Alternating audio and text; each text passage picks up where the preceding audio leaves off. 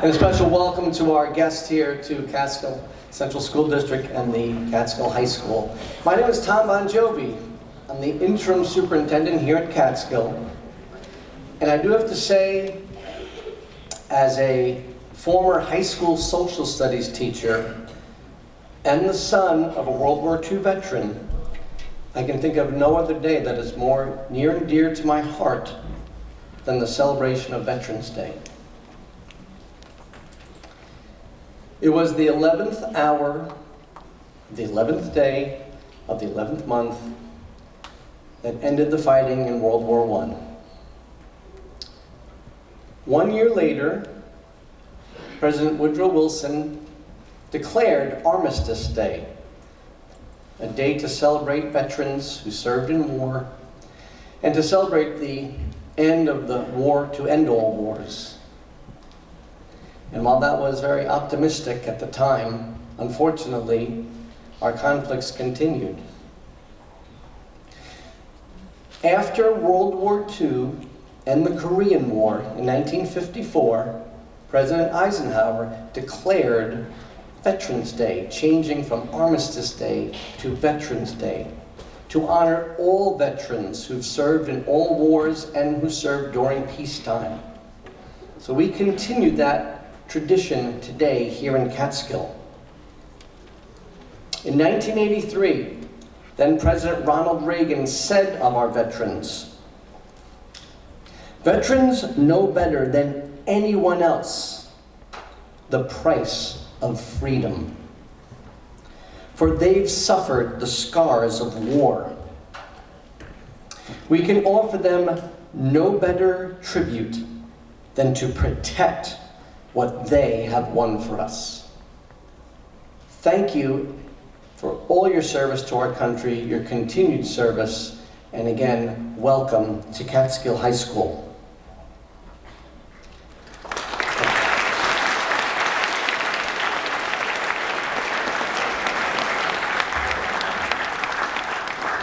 At this time, I'd like to introduce members of our Honor Guard.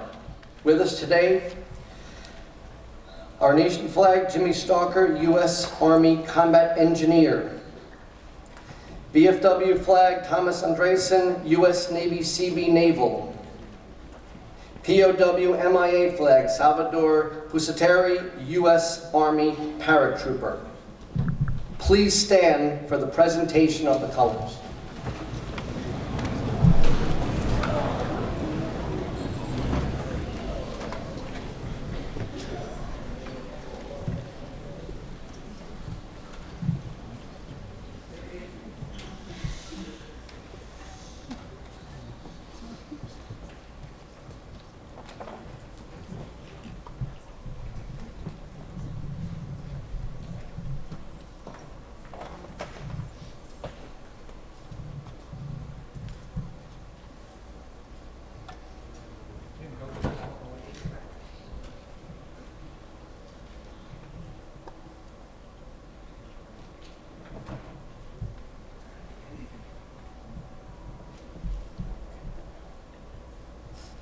I'd like to welcome Catskill High School student Carson Kiminelli to the stage to lead us in the Pledge of Allegiance.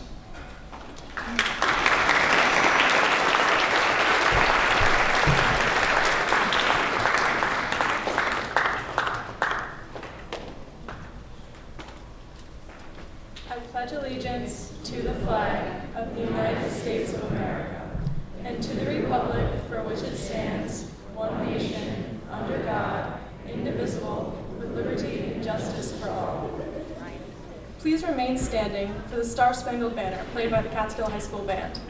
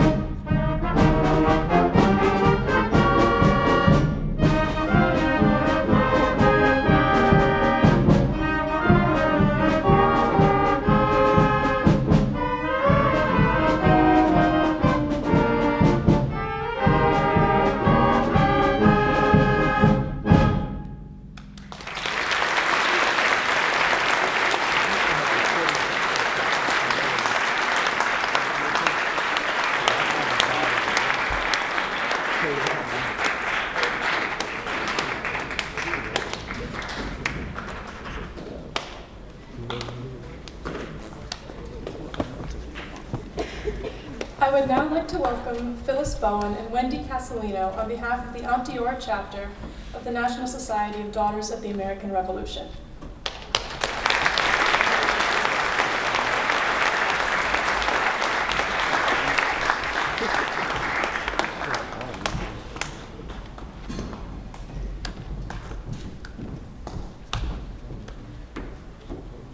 Good morning.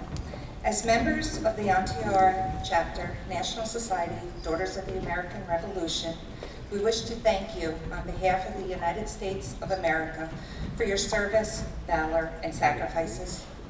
We honor you as veterans of those conflicts on foreign soil. We recognize your support of our country in those long days and your survival of the many adversities, the anguishes, and emotional traumas of those wars.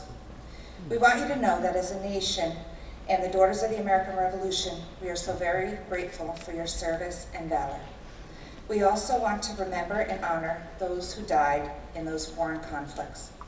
Also remembered are those who became missing in action or became prisoners of war.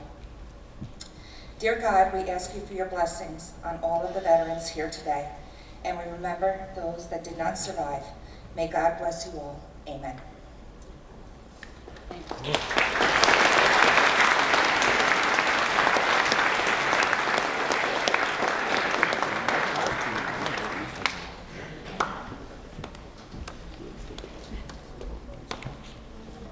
At this time, we would like to welcome Nicholas and Christopher Consul, who will walk around and introduce our veterans.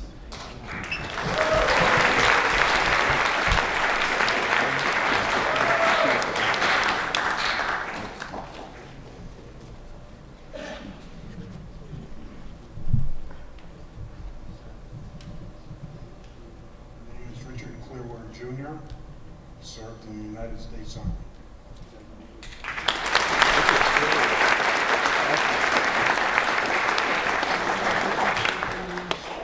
I served in Vietnam and the U.S. Navy.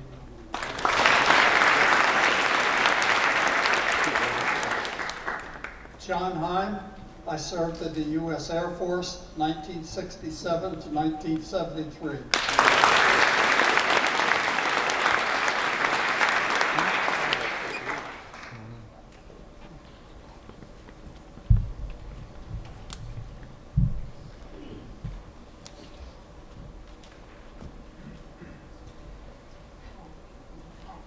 Karen Kiernan, United States Marine Corps, served during the Vietnam era, 1969 to 1971.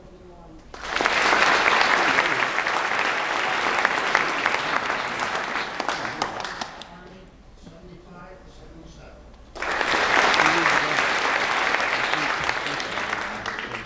Air Force, 1972 to 1992.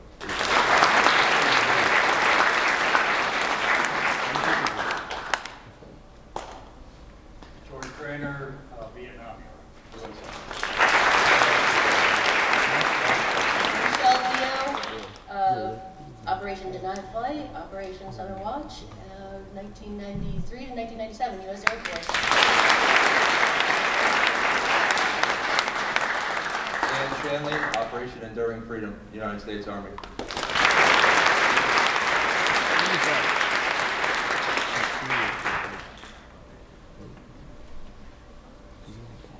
Sleepwitz is in the back.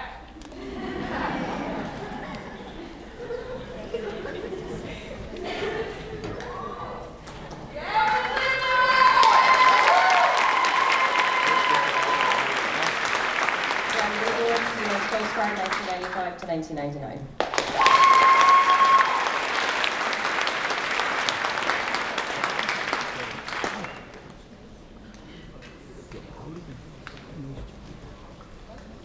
Jim Stalker, U.S. Army Engineers, 1976, 1979.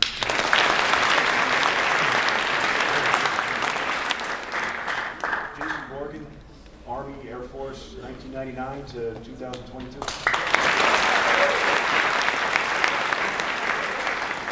Salvador Pusatera, United States Army paratrooper, 58 to 61.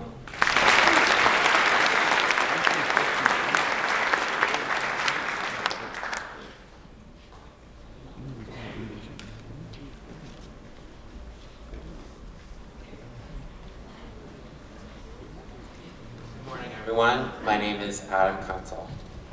At this time, I would like to introduce our guest speaker for today.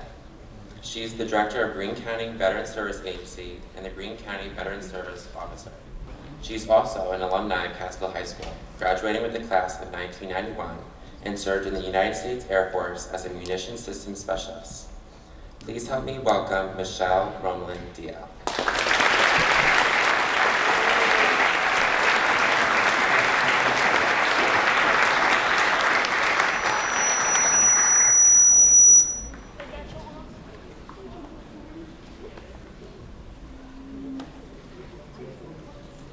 Wow, thank you. This is an honor.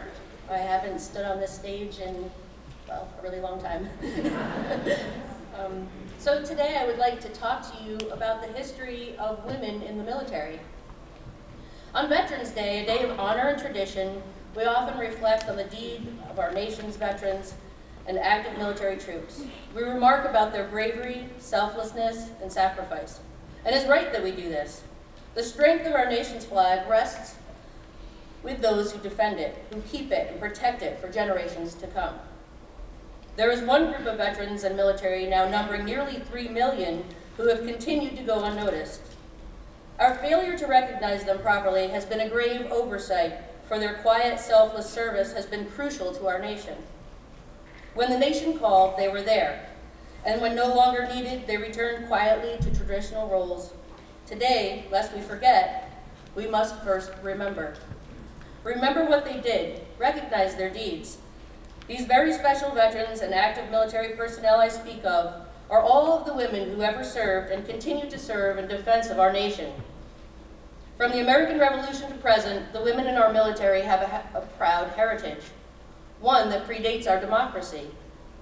So let's take a walk through history, or today we'll call it her story. Molly Pitcher, whose real name was Mary Hayes Macaulay, earned her nickname by carrying water and grog to her husband and other American artillerymen during the Revolution. She earned her fame, however, at New Jersey's Battle of Monmouth on June 28, 1778.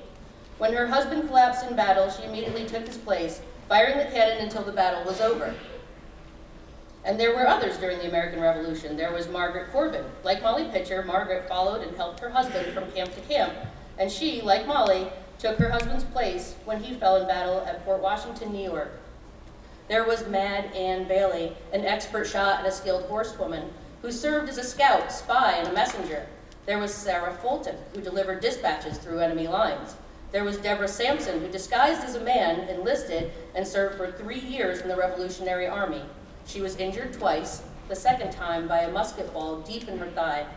She treated her own wounds to avoid detection, but finally, when she fell unconscious and was near death, a doctor treating her for malignant fever discovered she was a woman. Quietly discharged from the Army, she later was awarded a disability bonus and a pension of $4 a month. These women, when needed, were there for their nation, and we remember. When our united nation divided in 1861, so too did the women of our nation. They served in the forces of the Confederacy and the forces of the Union, mostly in traditional roles such as cook and nurse, while others served as scouts and spies. As in the Revolution, some women enlisted using aliases. One such soldier was Sarah Edmonds. She initially served as a male nurse, but later became a spy in the Secret Service of the Union. Edmonds was a master of disguise, able to pass as a man or woman, black or white. She infiltrated Confederate lines 11 times in 1862 and 1863. Dr. Mary Walker was the first woman doctor in the U.S. Army and the only woman ever to receive the Medal of Honor. At first word of the Civil War, she requested a commission. It was denied her. While appealing her case through bureaucratic channels, she served as a volunteer in a hospital established at the U.S. Patent Office. Later, she followed the battles, working in the surgeon's tent at Manassas and Fredericksburg, Virginia. Still a volunteer, still unpaid for her services. She continued volunteer service until 1863, when she was ordered to serve with the 52nd Ohio Infantry Regiment. She was to replace a surgeon, a man of course, killed in battle in the Battle of Chickamauga. Although her medical superiors questioned her credentials and her competency, she stayed with the unit, riding daily on horseback through picket lines to attend to the sick, soldier and civilian alike, around the war-ravaged Chattanooga. It was performing the service crossing the picket lines that led to her capture by the Confederates in April of 1864. She remained a prisoner of war for 4 months, then gained her freedom in a prisoner exchange. Researcher Jean Gillette says this about her: "It was always a source of pride to Dr. Walker that she was exchanged man for man. After being released, she received the grand sum of $436.36 for her work and time in captivity. All her service before 1863 she had given as an unpaid civilian volunteer, and we remember." Gradually, the role of women began to change. In 1901, the Army Nurse Corps was established. Then in 1908, the Navy Nurse Corps. By the end of World War I, the number of women who had served in these 2 nurse corps, and also in the Navy, the Marine Corps, and the Coast Guard, was 34,000. America first recruited its women for military service during World War I. The first to enlist were Navy yeomen in March of 1917. The first women Marine reservists enlisted in August of 1918. There were 305 of them. There were also a few Coast Guard yeomen, including the Baker twins, Genevieve and Lucille, who enlisted in 1918. These women served mostly as clerks, translators, and radio electricians. In 1917, General John Pershing, commander of the American Expeditionary Forces, requested bilingual enlisted women to serve on the front lines as telephone operators. But the law at the time allowed women to join the Army only as nurses. The Army found a way to bypass the law. 223 civilian women volunteered to serve in England and France under contract with the Army Signal Corps. Beginning in March of 1918, these civilian volunteers were known as Hello Girls. Of the others who volunteered for military service, about 10,000 were assigned over there, overseas in Europe. They had no rank, no benefits, and no entitlements. Still, they had volunteered. They had served. Then at war's end, when they were no longer needed, they returned quietly to civilian life. Forgotten? No, because today we remember. As the specter of another world war loomed on the horizon, the role of women in the military continued to change. The War Department considered women for quasi-military operations. In 1942, the Women's Army Auxiliary Corps was established, soon to become the Women's Army Corps. Those members were called WACs. 2 months later, the Navy founded the WAVES, Women Accepted for Voluntary Emergency Services. In November of the same year, 1942, the Coast Guard created the SPARS, an acronym derived from the Coast Guard motto, Semper Paratus, Always Ready. The Marine Corps established the Marine Corps Women's Reserve, but gave their members no nickname or abbreviation. Women in the Marine Corps were simply called Women Marines. Happy birthday, Marine! The last organization established for women fell under the U.S. Civil Service. It was the Women's Air Force Service Pilots, and its members were known as WASPs. By the end of the war, 350,000 women had served in the military, and about 280,000 of them remained in service. Of the 12 million U.S. service members at the end of June 1945, women comprised 2.3%. Once in the military, women had other obstacles to overcome. They couldn't give orders to men, their ranks were different, and their pay was less. Of the military services, only the Army allowed them to serve overseas, and laws restricted the ranks of the directors and officers. Still, women volunteered, still they served. Ann Carl, a WASP pilot during World War II, ferried gunnery training targets at Camp Davis, North Carolina, and later tested fighters and bombers at Wright Field, Ohio.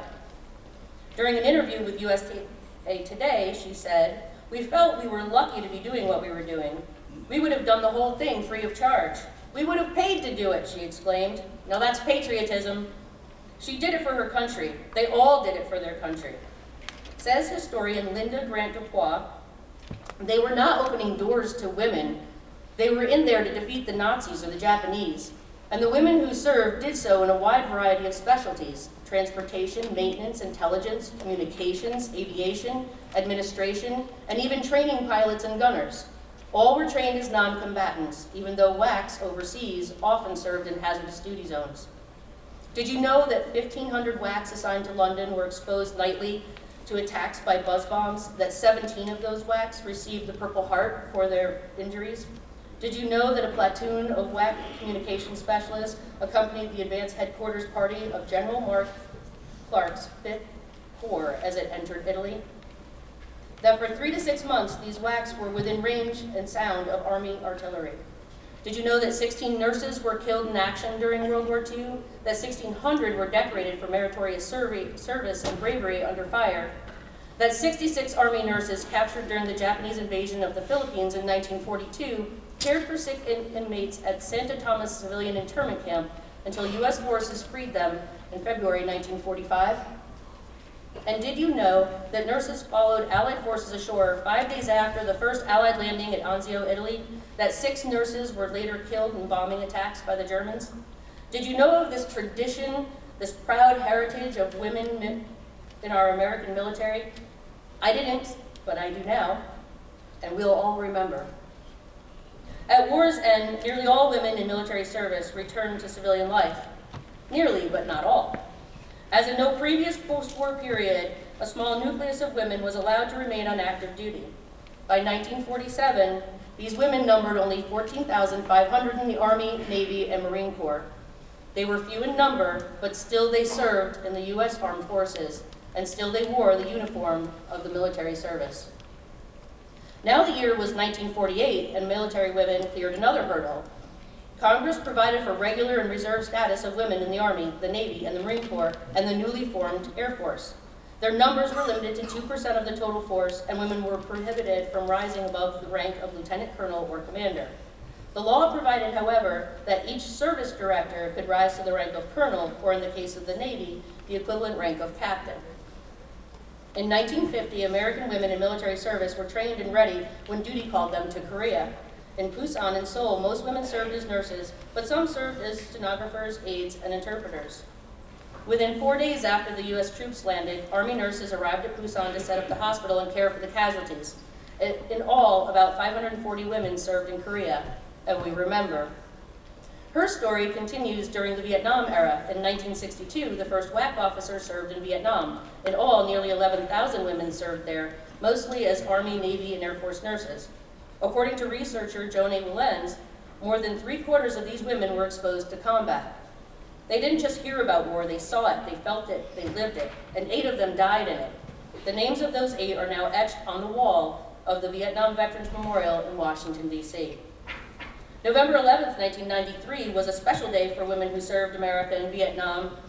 For the first time, our nation dedicated a memorial to their service. Diane Carlson Evans, founder of the Vietnam Women's Memorial Project, wanted America to remember that in the wrenching times of the Vietnam War, her daughters also answered the call.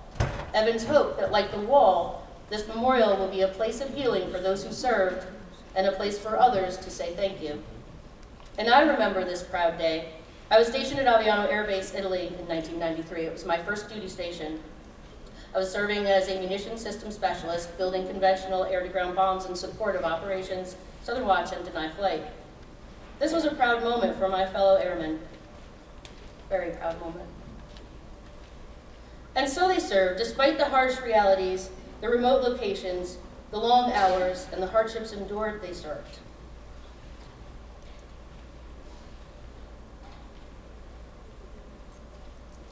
Knowing how hard it would be, would they do it again? Yes, absolutely. Many, in fact, did. Most recently, when their reserve units were called to active duty during the Persian Gulf War, Operations Desert Shield and Desert Storm.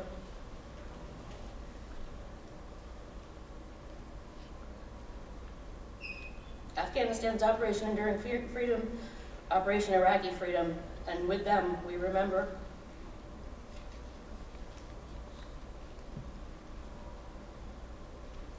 As these women served during the Vietnam War, their roles continued to evolve.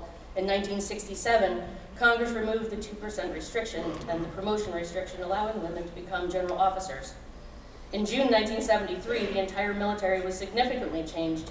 No longer conscripted, the military became an all-volunteer force. While this was a new concept for men, it wasn't for women who served. They had all been volunteers from the onset.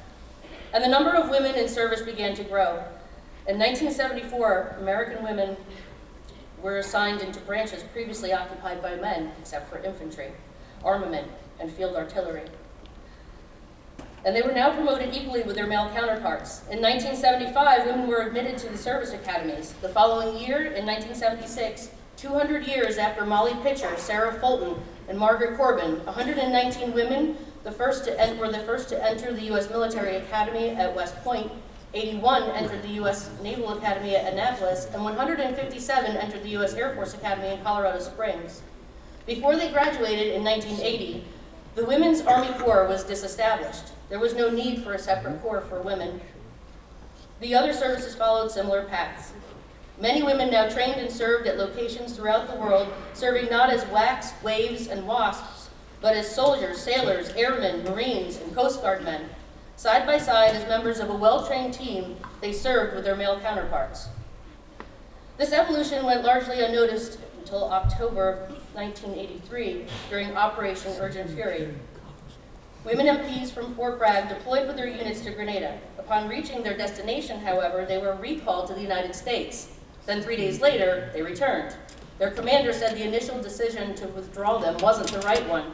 If there's a battle, he said, the women will stay and complete their mission. 6 years later, in 1989, the question of whether women should serve in their units wasn't even asked. Before the invasion of Panama, 620 women were already stationed there, and 170 more were sent. They continued the proud tradition of those who'd gone before them, and we remember. Who then could have imagined that a year later, this all-volunteer force, comprised of men and women, would face its first large-scale challenge? The force was for the most part untested. Could they do the job? Would their equipment work? Could they withstand the harsh environment a continent away? News magazines, cover after cover, examined the all-volunteer force and placed special scrutiny on the women, then nearly 11% of the entire force on active duty. Not only did women withstand the microscopic scrutiny, they served professionally and withstood the blistering heat of the summer and the cold, windy, dust-filled desert winters. They were there to deter war by being ready to wage it. And when Saddam Hussein failed to comply with the United Nations deadline, they, with their units, crossed the line in the sand. About 3,800 Air Force women in units of both the active and reserve components served in the desert. When the air campaigns began, they were there, serving in munitions, building bombs and testing missiles, and loading that aviation ordnance on fighter and attack aircraft and weapons. They served in explosive ordnance disposal, military airlift terminal and cargo management, aerial refueling, communications, intelligence, firefighting, aeromedical evacuation, and a wide variety of support specialties. Women Air Force pilots flew and crewed strategic transport, tactical transports, tankers, reconnaissance, and aeromedical airlift aircraft. When the ground war began, 26,000 Army women and 1,000 women Marines were there with their units. They served in a wide variety of specialties, including military police, intelligence, communications, and civil affairs. They flew helicopters, drove trucks, built more bombs, and operated the Patriot missiles. 1,000 Navy women were part of the campaign as well. They served on hospital ships, supply ships, repair ships, oilers, and ammunition ships. They flew helicopters and reconnaissance aircraft and served as Seabees in the Navy construction battalions.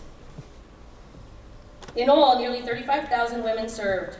15 of them died. 4 of them, all enlisted soldiers, were killed in action.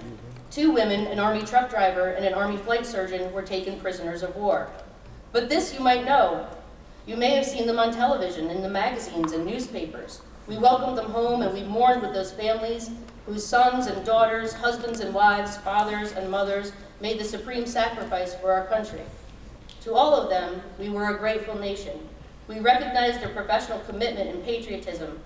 By our actions, we thanked them. We remembered. In the spring of 1993, a historic change in assignment policy occurred when combat aviation specialties and assignments on Navy combat ships were open to women. Secretary of Defense Les Aspin explained the change. He said, "We know from experience that women can fly our high-performance fighter aircraft. We know from experience that they can perform well in assignments at sea. And we know from Operations Desert Storm and Desert Shield that women can stand up to the most demanding environments." And later, when honored by the Women in Military Service for America Memorial Foundation for his contributions to the advancement of women in the services, he said, "Opening opportunities for women in uniform isn't just the right thing to do, it's also the smart thing to do. It's smart because the U.S. military is making dramatic changes in the post-Cold War era, changes that need to be made. As we do, we can't waste talent. We need to tap the talents of everybody we have. And I salute all of the women who have played and will play such a key role in making America's military forces the world's finest." And what do those serving think of these changes? Says one Army aviator, "I knew it would happen, not by revolution, but by evolution." Says another, "I'm pleased with these changes, and I'm proud of those who served so well before I joined. But more than anything, I want to be regarded not as a woman soldier, but as a soldier. A soldier first, because the patriotic, selfless service of those who served before and those who serve now knows no gender. When we think of those soldiers, sailors, airmen, Marines, and Coast Guard men, we don't visualize only young men. We remember the young women who also dedicate their time, their talents, and yes, their very lives to protecting our nation. We will remember." Over the next 2 decades and more, women's roles continue to expand. Women can and do serve in every capacity as men in our United States military forces. We serve as general officers, commanders, admirals, special forces across the branches, fighter pilots, infantry. There is nothing holding us back. Today, the legacy of these soldiers, sailors, airmen, Marines, Coast Guard men, and now space professionals lives on. Our proud tradition doesn't end here. It lives on because you will remember her story. Thank you.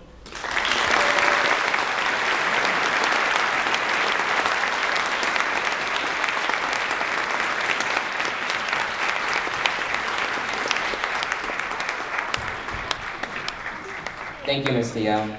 Good morning. My name is Nicholas Consul. We will now have a flag folding ceremony presented to us by Gordon Mosier, who served in the United States Air Force Security Police, and Mark Dinkelacker, who served in the United States Army, the U.S. Army National Guard, and the U.S. Air National Guard.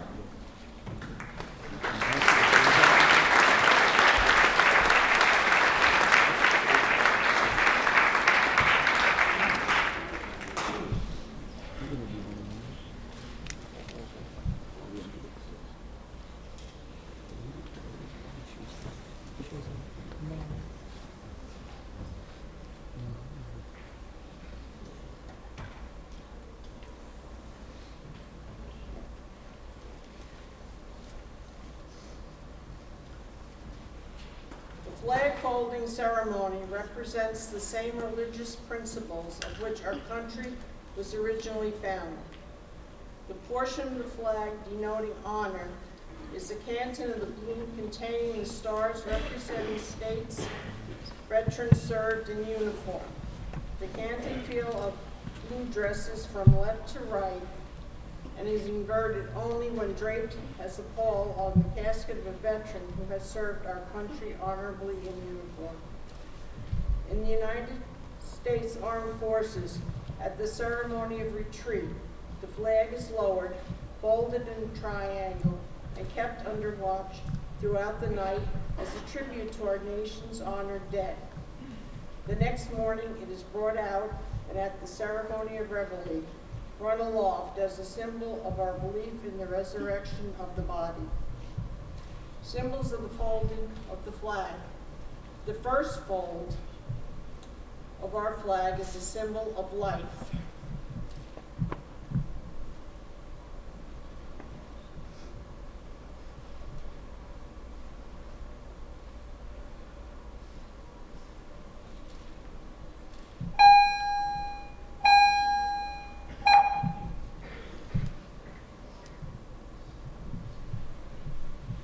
The second fold is a symbol of our belief in eternal life.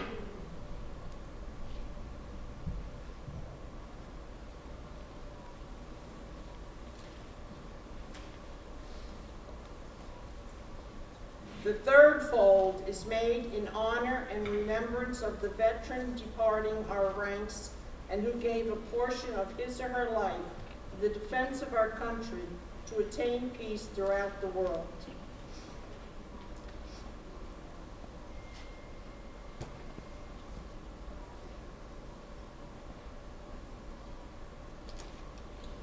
The fourth fold represents our weaker nature.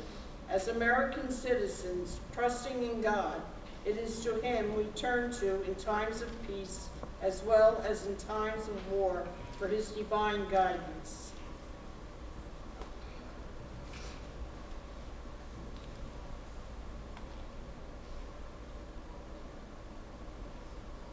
The fifth fold is a tribute to our country, for in the words of Stephen Decanter, our country in dealing with other countries, may she always be right, but is still our country, right or wrong.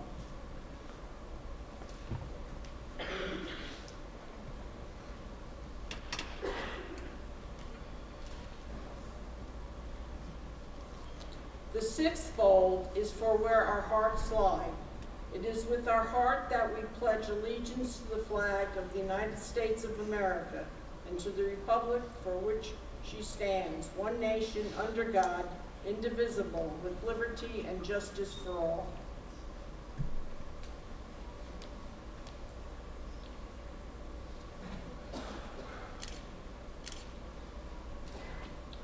The seventh fold is a tribute to our armed forces, for it is through the armed forces that we protect our country and our flag against all enemies, whether they be found within or without the boundaries of our republic.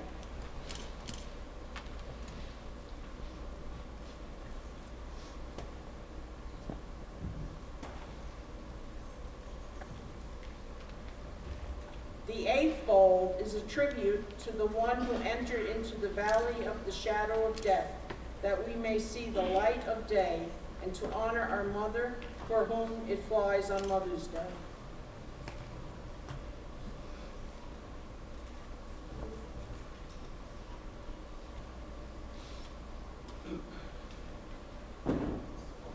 The ninth fold is a tribute to womanhood, for it has been through their faith, love, loyalty, and devotion, the character of the men and women who have made this country great have been molded.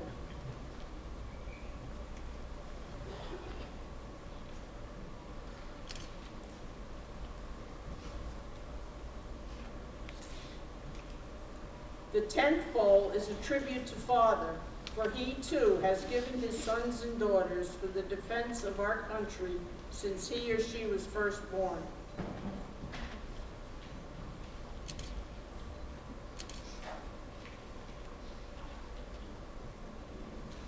The 11th fold, in the eyes of Hebrew citizens, represents the lower portion of the seal of King David and King Solomon, and glorifies in their eyes the God of Abraham, Isaac, and Jacob.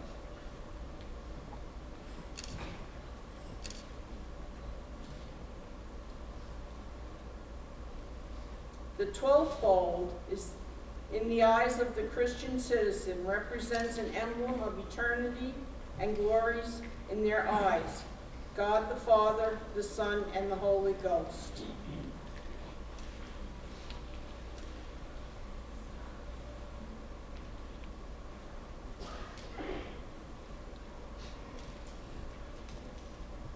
When the flag is completely folded, the stars are uppermost, reminding us of our national motto, "In God we trust."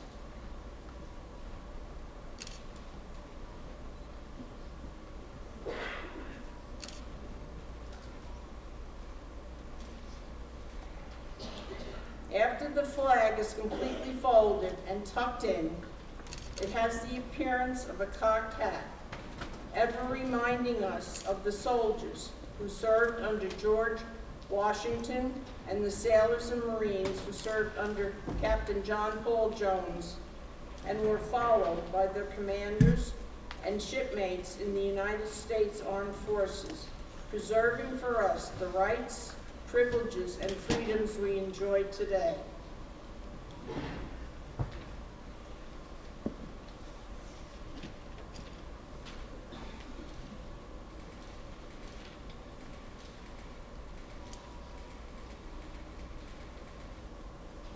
We hope you understand and appreciate our flag, the symbol of our country and freedom. Thank you, and God bless America.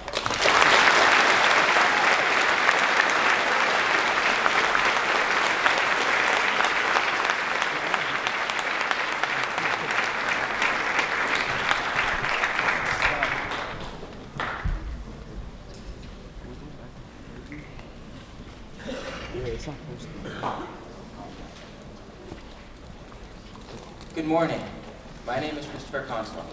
I would like to introduce American Legion historian George Grainer, who will give us a short biography of Major General Nathaniel Grainer.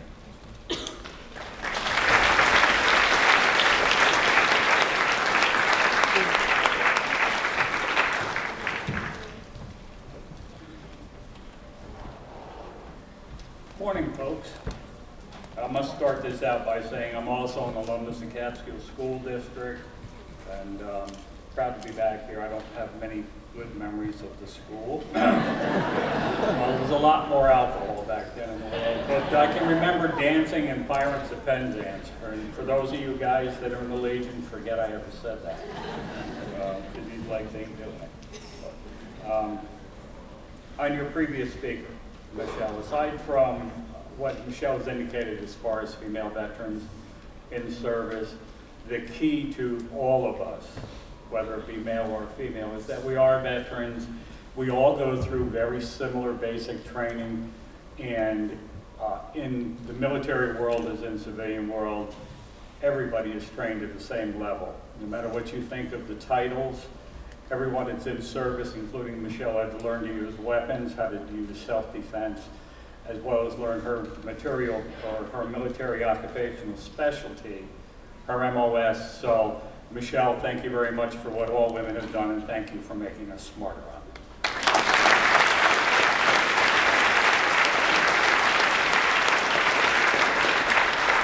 My presentation is going to be about Nathaniel Greene. Nathaniel Greene was a Revolutionary War general, time to brigadier general, back in the day, shall we say.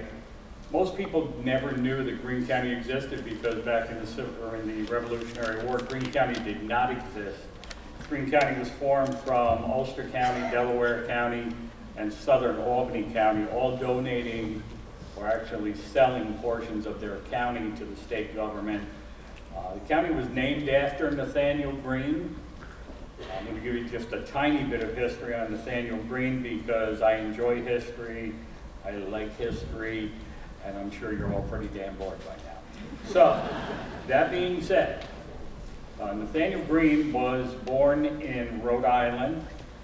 Nathaniel Greene's original spelling on his last name was similar, if not exactly the same as Greene County is, with the E on the end.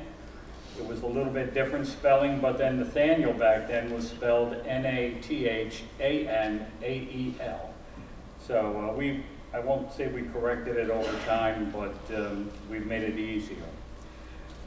Some internet searches disclose 13 states have Greene counties, same as New York State does, including Alabama, Arkansas, Georgia, Illinois, Indiana, Iowa, Mississippi, Missouri, North Carolina, Ohio, Pennsylvania, Tennessee, and Virginia. Primary purpose for that is that these are obviously all likely named in honor of the Revolutionary General. However, in most of those states he never visited. But as a matter of fact, in Greenville, Tennessee, one of the states that he rode his horse through, there's even a Nathaniel Greene Museum, though most people have no idea who he was. It's a very small museum. The reason that his name is associated with those 13 states is that those are the original 13 colonies of our country. It's also lacking that he ever visited Greene County, New York at all, but we did adopt his name. We do know he spent time in the state during the Revolutionary War. New York was sort of one of the central colonies for bringing in supplies and personnel. Why was he so important? Well, a lot's known about him. He was a Quaker. His family were all Quakers. In 1742, when he was born, and he was largely a self-educated subject, similar to Abraham Lincoln and George Washington. He operated a mill that was owned by his father. In his spare time, read books and studied military tactics, something that most children did not do back then. Despite the fact that the Quakers were pacifists, Greene also joined and drilled with the local militia in Rhode Island. Again, something that didn't happen unless you were in your teens or early 20s. Rhode Island got involved in the Revolutionary War, and after conflicts in primarily Massachusetts at Lexington and Concord, Rhode Island General Assembly named Greene a major general and ordered a force of 1,500 men to be formed under his command. It's kind of interesting to hear the number 1,500. Your interim superintendent made a statement before about the war to end all wars. Well, between the war to end all wars, that was World War I, and the beginning of World War II, this country, at that point, which had expanded well beyond our 13 colonies, had only just over 30,000 military personnel on the books. The rest of them were militias and guard services. So the military was not a big thing back in between the wars. We had never thought about it, and we thought that that would be the war to end all wars. And as Michelle alluded to, obviously, as well as your superintendent, we got involved in more.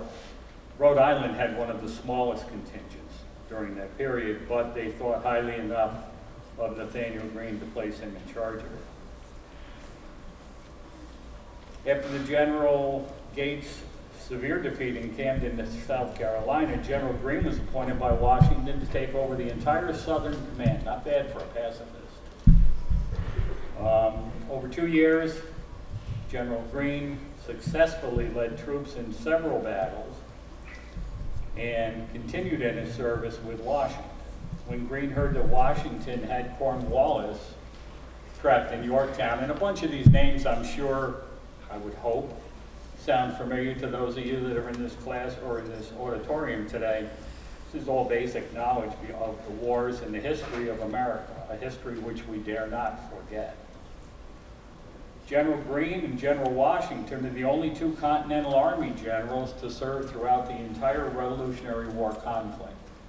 That in itself, when you consider the length of the Revolutionary War and the fact that it took many years afterwards to come up with a constitution, that lends a lot to the service of these two gentlemen. Greene was also considered by many as Washington's successor to lead the army should Washington fall in battle. Again, a pacifist who read books, learned the history of our country and other countries in the world, and how they became free, and how they remained free. That's your job. Whether you're sleeping in the audience today and you don't like the tone of my voice, but especially in an orange hoodie, about halfway back. Anyway, he's awake now, but that's a good thing. Sorry, they did that to me here too. It's a great thing to do to folks. Anyway, there were roughly 10,000 people killed in the South during the Revolutionary War. Again, you don't want to forget the fact that the veterans and what they've done to keep us free and allow you to sit in the classroom or in the school auditorium and learn the history of this country. Our history is wide and varied, just as our people are. Greene was the recipient of only one of 6 gold medals struck in Paris under Thomas Jefferson and Benjamin Franklin to honor significant actions of the Revolutionary War. Greene resigned his commission in August 1783 and moved to Georgia on a land grant because, as the previous speaker, Michelle, had indicated, soldiers didn't make a lot of money back then.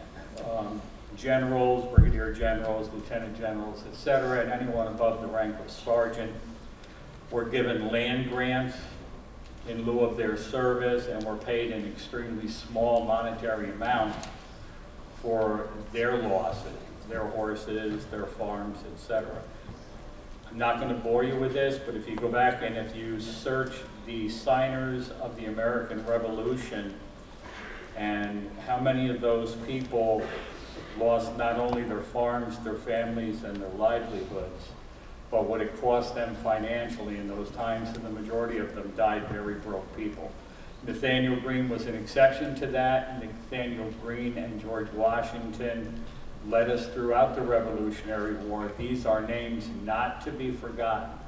No matter what your background, your nationality, your religious association or political party, we are Americans. We, every one of we out there, i.e. you, have an obligation, a respect for this country. And if you don't have it yet, please invest time in driving around the county with your parents or alone. Read books, read about the history of this great and glorious country. You are part of it. You are the result of every veteran's efforts, living or deceased. And just to tack on also to Michelle, one of the things that I learned a while back, because I'm an old guy, like I said, I've been here a while, the last Civil War recipient of a check for her husband's service died in 1951. The Civil War was 1861 through 65.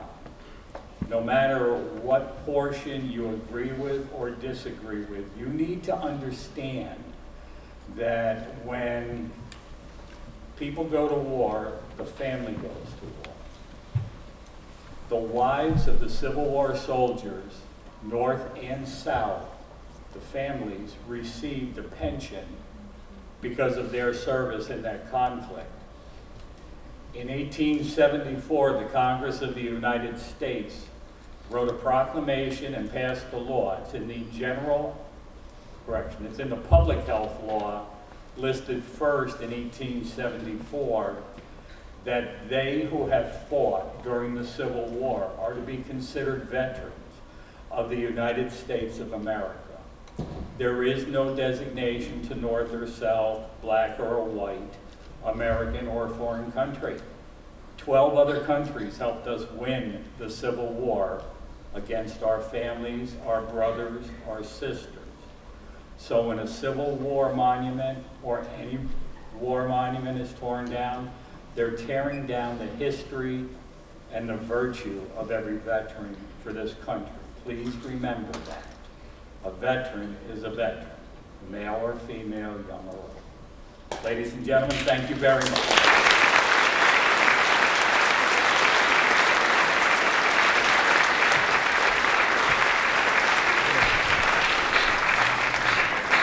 At this time, please welcome the Catskill High School Chorus in honoring our veterans today.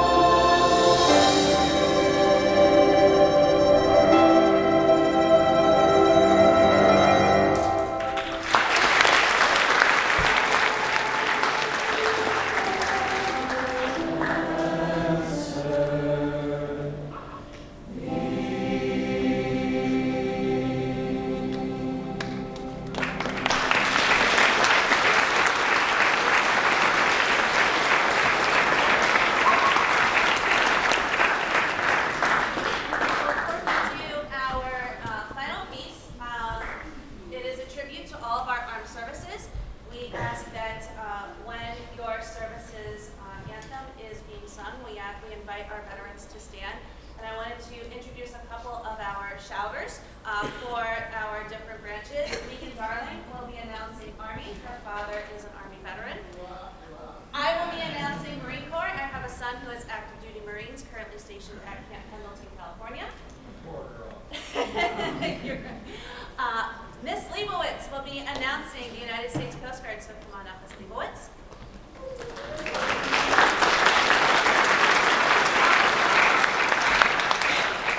Oswald will be announcing the Navy.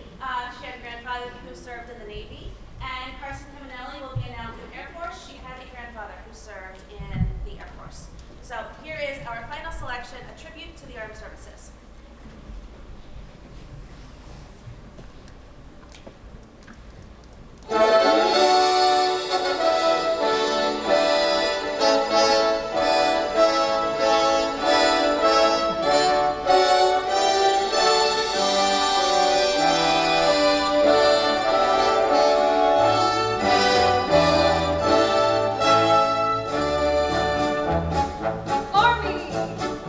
First to fight for the right and to build the nation's might, and the army goes rolling along.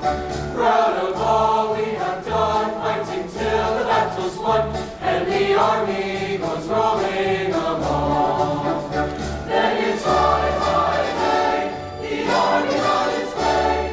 Count off the kids, line and strong. 2, 3, 4, 5, 2, 3, 4. We'll always know that the army goes rolling along.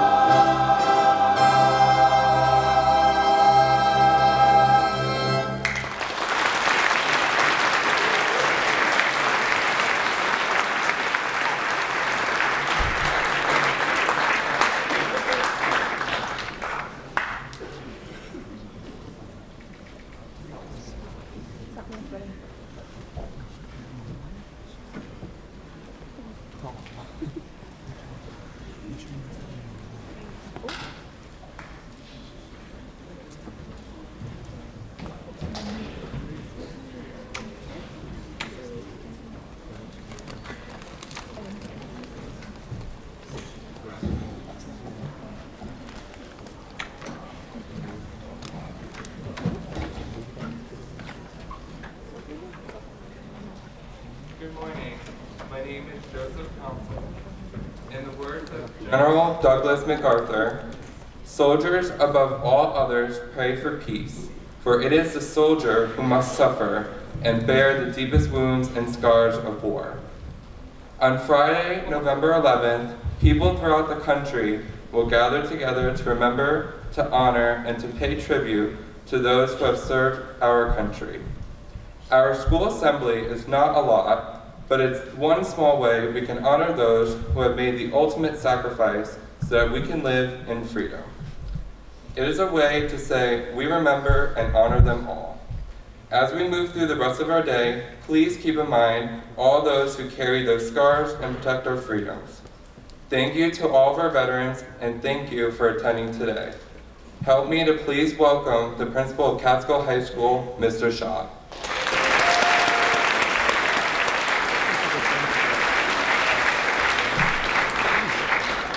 Thank you, everyone. This was an absolutely amazing ceremony today. I want to thank our veterans for being here. Please give them a big round of applause.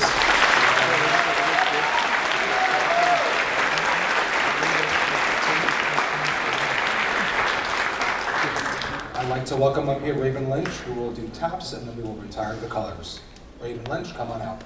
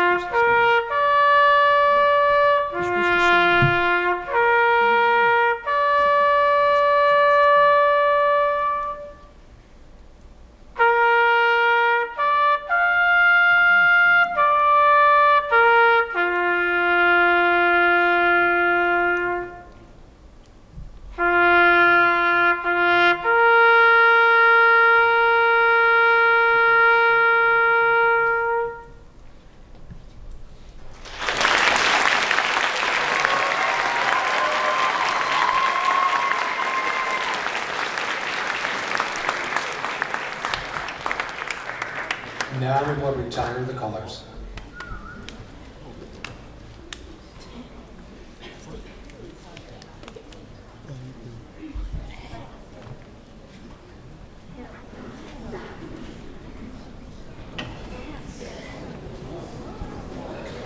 Am I allowed to see him?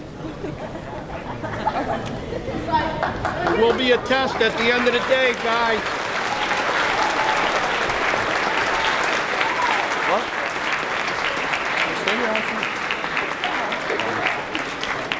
Thank you. Before we close, we want to give a special thanks to our veterans who participated in our event today. And there will be a reception. There will be a reception for them in the high school library. Veterans and students who participated are invited to attend. We are going to start to dismiss back to period 4. Please, we'll start from the back of the room. You can go back to period 4 as we get ready for period 5. Thank you for coming, everybody.